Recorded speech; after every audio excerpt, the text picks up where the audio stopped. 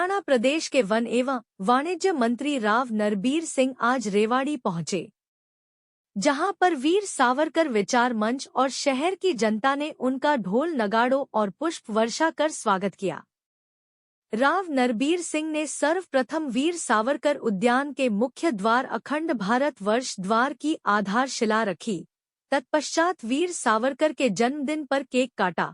सनातन धर्म के जिला अध्यक्ष पंडित दलीप शास्त्री ने मंत्रोच्चार किया और शिला का पूजन करवाया। कैबिनेट मंत्री राव नरबीर के साथ रेवाड़ी के विधायक लक्ष्मण सिंह यादव ही पहुंचे। इस कार्यक्रम में भाजपा जिला अध्यक्ष डॉक्टर वंदना पोपली का भी नाम लिखा हुआ था, मगर वे नहीं पहुंची। वहां पर इस बात की जोरों पर चर्चा थी कि अक्सर वे राव नरबीर सिंह के कार्यक्रमों से दूरी बनाकर चलती हैं। उन्हें राव खेमे का माना जाता है। यहाँ जग जाहिर है कि राव इंद्रजीत सिंह और राव नरबीर में 36 का आंकड़ा है। खैर, ये कोई राजनीतिक मंच नहीं था, न आने के कोई और भी कारण हो सकते हैं।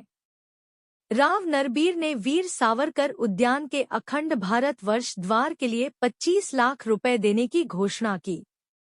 रेवाड़ी के विधायक भी इस नेक कार्य में पीछे नहीं रहे, उन्होंने भी 10 लाख रुपए देने की घोषणा की। कार्यक्रम के संयोजक श्रीनिवास शास्त्री व रिपुदमन गुप्ता ने उनका हार्दिक आभार प्रकट किया। राव नरबीर ने कहा कि प्रदेश में उद्योगों को बढ़ावा देने के उद्देश्य से अन्य राज्यों से बेहतर नई औद्योगिक नीति 1 जून को गुरुग्राम में मुख्यमंत्री नायब सिंह सैनी के करकमलों से लॉन्च की जाएगी, जिसका लाभ न केवल उद्योगपतियों को बल्कि उद्योगों के लिए अपनी जमीन मुहैया करवाने वाले किसानों की भी मिलेगा। कैबिनेट मंत्री राव नरबीर सिंह ने पत्रकार वार्ता में रेवाड़ी में हर महीने होने वाली जिला कष्ट निवारण समिति की बैठक की अध्यक्षता से उनका नाम हटाए जाने के सवाल पर बड़ा बयान देते हुए कहा कि उनका नाम राजनीतिक कारणों के चलते बदला गया। उन्होंने कहा कि कुछ राजनीतिक परिस्थितियों के कारण यह बदलाव किया गया। हालांकि उन्होंने किसी का नाम लिए बिना संकेतों में अपनी बात रखी।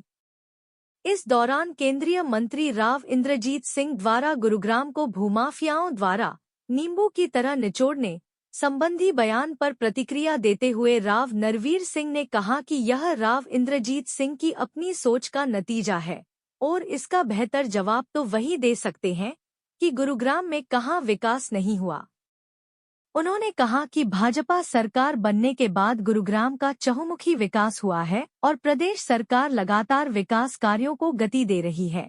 बावल और धारूहेड़ा औद्योगिक क्षेत्रों में हाल ही में हुई आगजनी की घटनाओं पर चिंता जताते हुए औद्योगिक मंत्री ने कहा कि जिन औद्योगिक क्षेत्रों में फायर स्टेशन नहीं है, वहां जल्द ही नए फायर स्टेशन स्थापित किए जाएंगे ताकि भविष्य में ऐसी घटनाओं से प्रभावी तरीके से निपटा जा सके।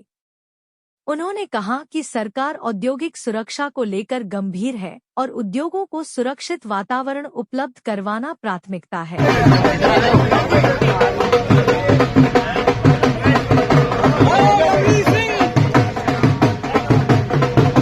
मंच पर ही हैं, हमारे कोषाध्यक्ष भी हैं और उन्होंने के बाद भी मंच से जुड़े हैं। आचार्य जी के परम प्रिय शिष्यों में शामिल हैं श्री भगवान। तालियां आपके आए। अमित वर्मा जी, एक जी जिन्होंने लाख रुपए की अच्छा, आचार्य जी कह रहे हैं इसको 5 लाख बोल। जोरदार तालियां आपके आए। डॉक्टर नरेंद्र यादव जी, जोरदार तालियां इन सभी के लिए। और अब मैं महोदय और मम्मी समाज और राष्ट्र को समर्पित संपादन करें, और क्योंकि वो इस संस्था से पिछले 30 वर्षों से जुड़े रहे। प्रोग्राम के बारे में बता दीजिए थोड़ा सा। आज वीर सावरकर जी की जयंती के उपलक्ष्य में माननीय श्रीनिवास शास्त्री जी ने मुझे आमंत्रित किया था। तकरीबन 1 महीना पहले समय लिया था। मेरा सौभाग्य है कि मैं आज इस अवसर पर यहाँ उपस्थित हो पाया और वीर सावरकर जी को पुष्पांजलि मैंने अर्पित की है। न्यू इंडस्ट्री की बता रहे हैं आप, क्या विशेष? 1 तारीख को सारी विशेष बातें मुख्यमंत्री जी गुड़गांव में लॉन्च करेंगे और बहुत से पत्रकारों को और बहुत से इंडस्ट्रियलिस्ट को आमंत्रित किया। ग्रैंड हयात में 11 बजे प्रोग्राम है, उस पॉलिसी का डिक्लेरेशन वहीं करेंगे। प्रधानमंत्री केंद्रीय मंत्री राव इंद्रजीत सिंह अभी कुछ दिन पहले आए थे, उन्होंने कहा कि गुड़गांव को नींबू की तरह निचोड़ दिया है, विकास नहीं हो पाया। भूमाफियाओं ने नींबू की तरह निचोड़ दिया और रेवाड़ी को नींबू की तरह नहीं निचोड़ने देंगे। क्या कहेंगे इस वक्त? मैं ये कह सकता हूँ वो उनकी सोच का नतीजा है। गुड़गांव में भारतीय जनता पार्टी की सरकार आने के बाद बहुत से विकास कार्य हुए हैं।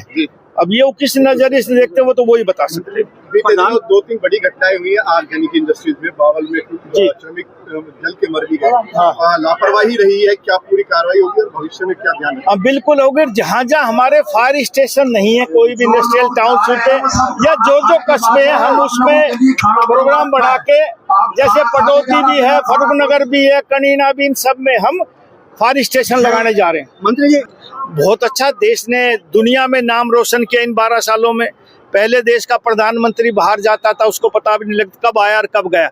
आज भारत का प्रधानमंत्री विदेश की धरती पर उतरता है तो उतरने से पहले स्वागत की तैयारी होती है और आने के बाद महीनों तक इस देश में चर्चा रहती है। भारत का मान सम्मान है, मोदी जी ने बढ़ाया। वन मंत्री हैं, इंफ्रास्ट्रक्चर तो डेवलप हो रहा है, लेकिन पेड़ कहाँ जा रहे हैं? नहीं साहब, देखो मैं एक बात हमेशा कहता हूँ, जब विकास होता तो पेड़ों का विनाश भी होता है।